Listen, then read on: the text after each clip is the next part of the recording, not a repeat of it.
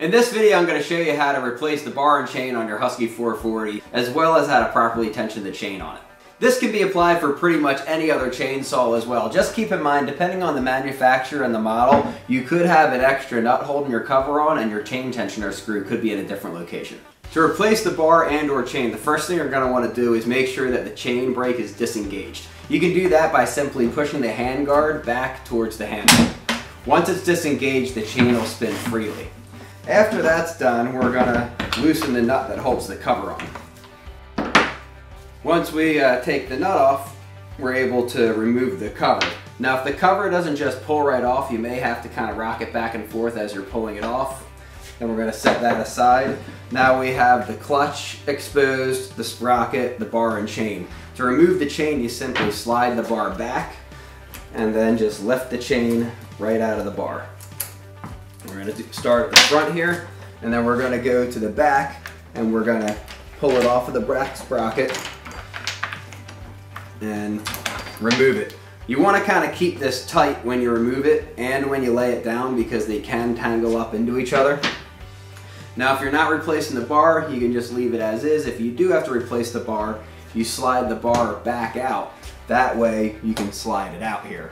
And then basically just put everything back in reverse. You're going to slide the bar over, slide it back, then we're going to take the chain, and when we put the chain back on, this is an extremely important part. You want to make sure that the cutters are in the front on the top and in the back on the bottom, because the opposite side of the cutter is a dull end here. And if you have it spun around where the dull end is what's digging in, then it's not going to cut anything. So you want to make sure that the teeth are spinning forward so that they're cutting into the wood.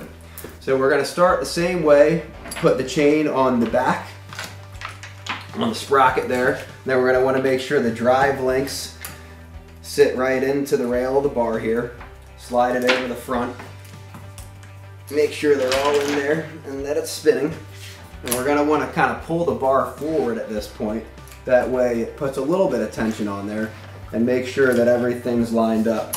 Once it's like that, we can put the cover back on. But before you put everything back together, this is a great time to clean the inside of your cover and clean the inside of here because it gets a lot of buildup from the oil and the dust and everything else. So I'm not going to do that in this video, but it's a good idea to clean it all up. And when you reinstall this, since everything's loose, you may have to spin your tensioner screw back to loosen that as well in order to get it to fit on. So once we have that on there, we can simply get everything to line up, slide it in place there, and then we're going to put the nut back on. We're just going to do the nut finger tight, hand tight for now, just to kind of hold it in place. And then once we have that on there, we want to make sure if there's any hanging slack here, that gets taken out. So we're going to just tighten the tensioner a little bit just to get that slack out. Make sure we can still freely spin it here. I mean, you want to kind of shoot for right between, not too loose, not too tight, but ultimately too tight's not going to work, too loose isn't going to work. So you want to be somewhere in those parameters, right in the middle. And basically what that means is too tight would be if you can't pull anything off the bar. Too loose would be if there's a whole lot of slop and slack hanging here.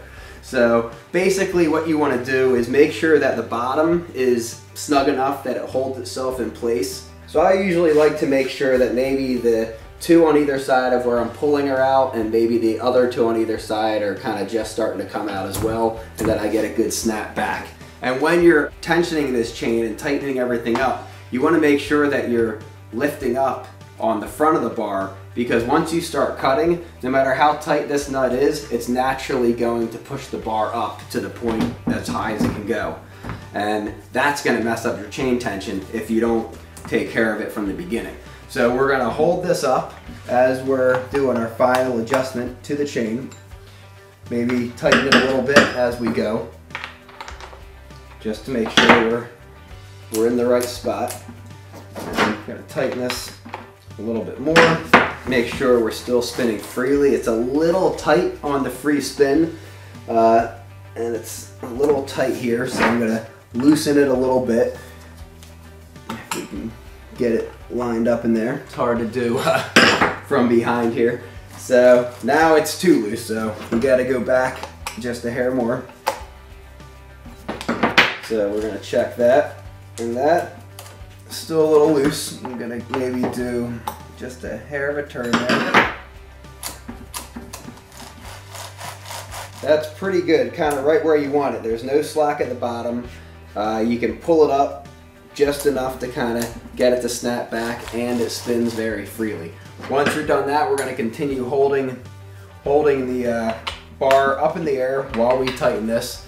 We're going to get this pretty snug. You don't want to go gorilla tight, but you want to make sure that it's tight, that it's not going to come loose. After that, just double check, make sure everything's good, check your tension, and then you're ready to go. If you enjoyed this video, if it helped you out at all, please like it, comment to let me know, and even better, subscribe. I'd really appreciate it. Thanks a lot, guys.